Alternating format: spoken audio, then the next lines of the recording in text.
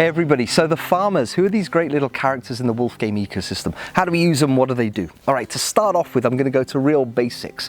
How do we find them? How do we get our hands on one of these little characters? All right, so you might be familiar with NFT marketplaces in general and OpenSea and things. So these are the places where we find all of our NFTs. In the last videos, which were about the sheep, we saw that the sheep and the wolves, we go to one of these marketplaces and we browse through the collection, which is called Wolfgame. It's the most basic collection, has the sheep and the wolves in it. To find one of the farmers, they have their own collection. They're not mixed in with the sheep and the wolves, they're just their farmer collection. It's called Wolfgame Farmers, okay? Now to find the proper link to this, beware, there can be copies and all sorts of stuff. Go to the Discord, go to the Wolfgame Discord, go to the Wolfgame Twitter page, go to the Wolfgame website, wolf.game. I'll leave the links in the description and find the right collection there. Make sure you find the right collection. All right, now when we go there, what we're going to see, here's OpenSea, is a mix of all these different types of farmers. Now, you may be familiar with NFTs. Let's say you have a collection of 10,000 of one sort of NFT. Within that collection, there's always going to be rarity. Rarity means that some are more scarce than other ones. And the ones which are more scarce are always more desirable. People want them just as collectibles. You know, they want to collect them, there's a premium on them. Sort of a bit of a status thing to have that rare item, okay? Now, with the farmers, the same thing's true. Some farmers are rarer than others. If we look at the actual list of the rarities, I'm looking on OpenSea Pro to show you this.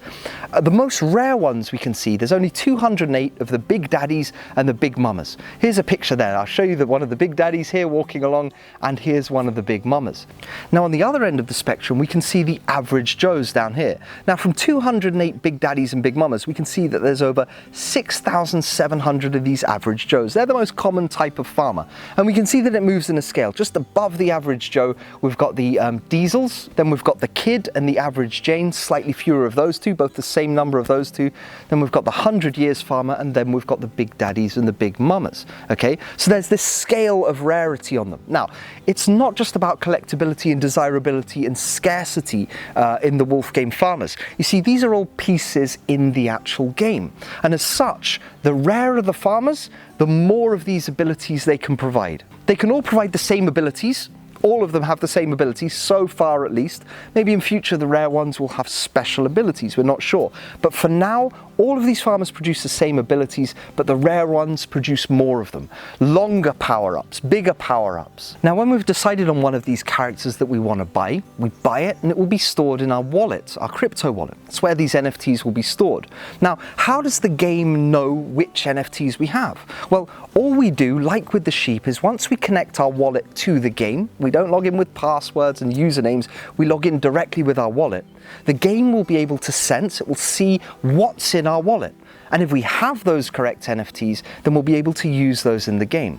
Here is one of my wallets, which shows some of my different assets, which I have, Wolfgame assets. There you can see some sheep, you can see some farmers, you can see some land in there. Now, once I've connected my wallet to the game, I can go there to the top left and I can see the My NFTs button. If I click that button, it opens up this dialog where you can see that there's different tabs along the top of this box. The first one is sheep, and you can see all of my sheep listed there. All the ones which are held in my wallet are currently listed in that tab there.